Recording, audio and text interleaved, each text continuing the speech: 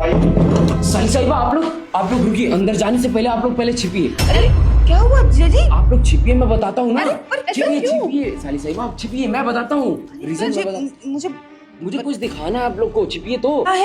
छिपिए ना साली साहिबा, मैं दिखा रहा हूँ आपको। बताओ तो। बता रहा हूँ, बस आप छिपे रहो, मैं सब कुछ बता रहा हूँ। हेमा, हाँ। बहनें आ रही हैं, एकदम अच्छा सा पकवान बना लो।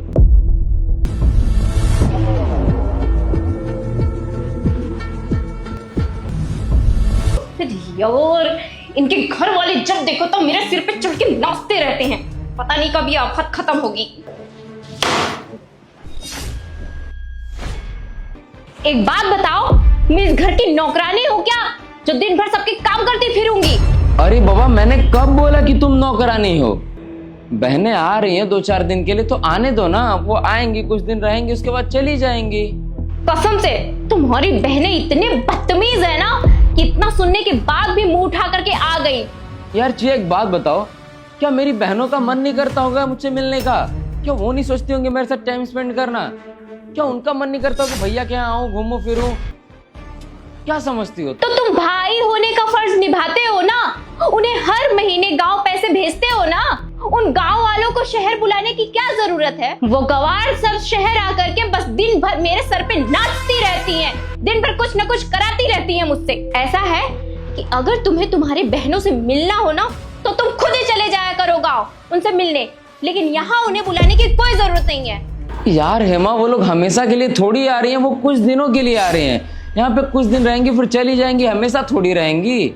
यार बेबी, तुम किसी भी बात को जिद पकड़ के बैठ जाती हो। अरे मैं नहीं रहने दूंगी उन लोगों को यहाँ पे। कुछ दिन बोल बोल करके यहाँ पे महीनों बस जाते हैं सब। देखो, तुम तो चले जाते हो ऑफिस, बसती हूँ मैं यहाँ पे, तो दिन भर वो मुझसे काम कराती फिरती रहती हैं। भाभी ये कर दो, भाभी वो बना दो। मुझसे ये सब नहीं होगा। प्लीज, अगर तुम्हें उनसे मिलना हो तो तुम खुद चले जाया करो गाँव, लेकिन यहाँ पे मत बुलाओ। यहाँ पे हम दोनों रहते हैं यार। यार बेबी, अब ये देखो, बहस करने का कोई मतलब नहीं है, क्योंकि वो लोग पहले ही रास्ते में निकल चुके हैं। अब आधे रास्ते उन लोग को लौटाऊंगा नहीं मैं, क्योंकि उन लोग को भी अच्छा नहीं लगेगा, मुझे बहुत बुरा लगेगा कि वो लोग मेरे घर आ रही हैं और मैं आधे रास्ते से लौटा दूं। ये मेरे से नहीं होगा। और अगर आ ही जाती हैं वो लोग, तो फिर क्या दिक्कत है? रहने दो ना खुशी खुशी। आने दो उन लोगों को। इस बार ऐसा सबक सिखाऊंगी ना कि दोबारा मुड़ के भी इस घर में कभी नहीं आएंगी। समझ में आई ना मेरी बात?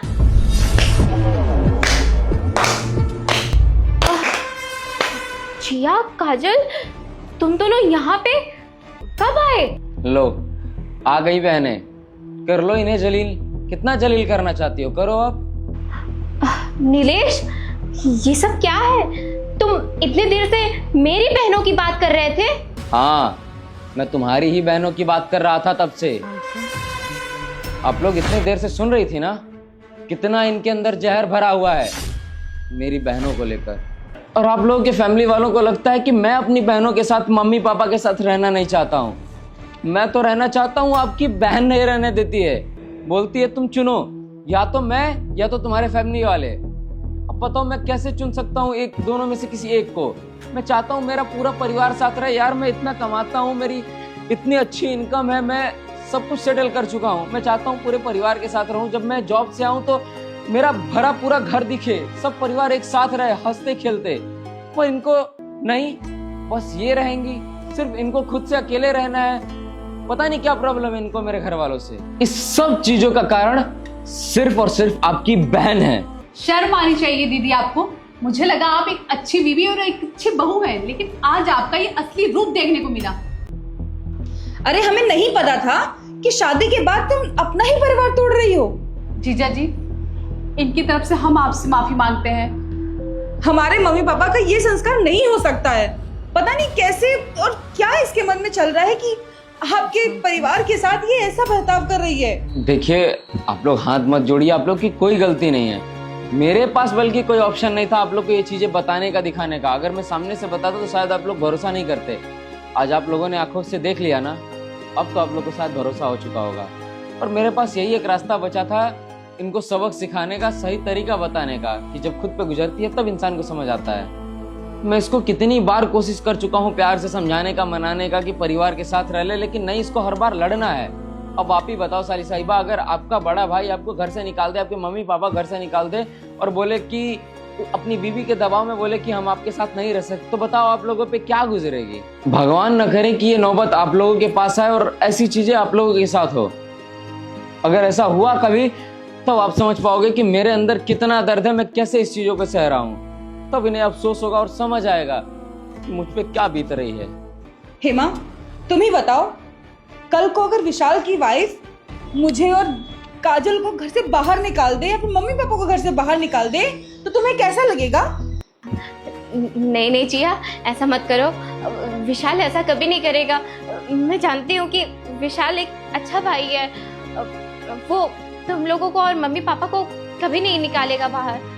दीदी क्या पता ऐसा ही हो, क्योंकि जो इंसान करता है ना वो घूम फिर के उसके सामने होता ही है। जैसा बीज बोओगे ना वही काटोगे। अगर तुम उसके परिवार के साथ इस तरह से बर्ताव करोगी तो तुम्हारे परिवार के साथ भी कोई ना कोई ऐसा ही बर्ताव करेगा। तब तुम्हें कैसा लगेगा? आज तुम जिया जी के परिवार को दूर रख रही हो उनसे, कल तुम्हारा परिवार भी तुमसे दूर हो जाएगा, उन्हें कोई ना कोई दूर कर ही देगा। और क्यों नहीं करेगा? जैसा तुम कर्म करोगी वैसा तुम्हारे साथ तो होगा ही होगा। दीदी आज तुम किसी के घर में आके उसका घर तोड़ रही हो, कल को हमारे साथ भी ऐसा हो सकता है। तुम ऐसा उम्मीद कैसे कर रही हो कि हमारे साथ ऐसा नहीं होगा? तुम ऐसे कैसे एक्सपेक्ट कर रही हो किसी और से कि वो तुम्हारे घर में आएगी, मम्मी पापा हम दोनों को तुमसे अलग नहीं करेगी, विशाल से अलग नहीं करेगी? तुम ऐसा एक्सपेक्ट कैसे कर सकती हो किसी और से जब तुम वैसे ही कर रही हो? नहीं काजल, नहीं जिया, मैं कभी ऐसा नहीं चाहूंगी कि तुम लोगों के साथ ऐसा कभी कुछ हो। मुझे मेरी गलती का एहसास हो गया है। मैं तुम दोनों से हाथ जोड़ के माफी मांगती हूँ। दोबारा कभी मैं ऐसा नहीं करूंगी तुम्हारे जीजू के फैमिली के साथ और ना ही किसी के साथ। नीलेश, मैं तुमसे भी हाथ जोड़ के माफी मांगती हूँ। दोबारा मुझसे कभी ऐसी गलती नहीं होगी। मैं तुम्हारी फैमिली को खूब प्यार दूंगी, उनका खूब सम्मान करूंगी। मैं तुम्हारे बहनों को अपने बहनों जैसा ही प्यार दूंगी, उन दोनों में कभी भेदभाव नहीं करूंगी। नीलेश, मुझे मेरी गलती का एहसास हो गया है। जब कोई इंसान अपने फैमिली से दूर रहता है ना तो उसे कैसा महसूस होता है वो मुझे आज पता चल गया। प्लीज मुझे माफ कर दो, दोबारा ऐसी गलती कभी नहीं करूंगी। और आज तक जो भी मैंने गलतियां की है उसके लिए भी मैं माफी मांगती हूँ और दोबारा कभी ऐसी नहीं गलती करूंगी। तुम समझती नहीं हो, मैं घर का बड़ा बेटा हूँ, मेरे ऊपर भी कुछ जिम्मेदारियां हैं। मेरे ऊपर माँ बाप की जिम्मेदारी है, मेरे ऊपर मेरी बहनों की जिम्मेदारी है। उन लोग की कुछ एक्सपेक्टेशन है मुझसे। वो लोग चाहते हैं कि मेरी बहनें शहर में पढ़े, अच्छे स्कूल्स में जाए, कॉलेजेस में जाए, पर तुम्हें ये बातें समझ नहीं आती हैं। सही कहा जीजा जी, इसको ऐसे ही समझाना चाहिए था। जब इंसान के ऊपर खुद पड़ती है ना तब उसे समझ में आता है कि दूसरों को कैसा फील होता है। और थैंक यू साली साहिबा, आप लोगों ने मेरे दर्द को समझा, मेरा साथ दिया, वरना मैं इसे कभी नहीं समझा पाता और ना ही बता पाता कि मेरे अंदर क्या गुजरती है, मेरे ऊपर क्या बीतती है, क्योंकि ये मुझे कभी समझती नहीं है, बस लड़ने लग जाती है। बैठिए आप लोग, मैं कॉफ़ी मंगवाता हूँ। हेमा, इन दोनों लोगों के लिए कॉफ़ी लेके आओ। हाँ जिया और काजल, तुम लोग बैठो, मैं तुम लोगों के लिए कुछ बना के लेके आती हूँ। ठीक है, बैठो।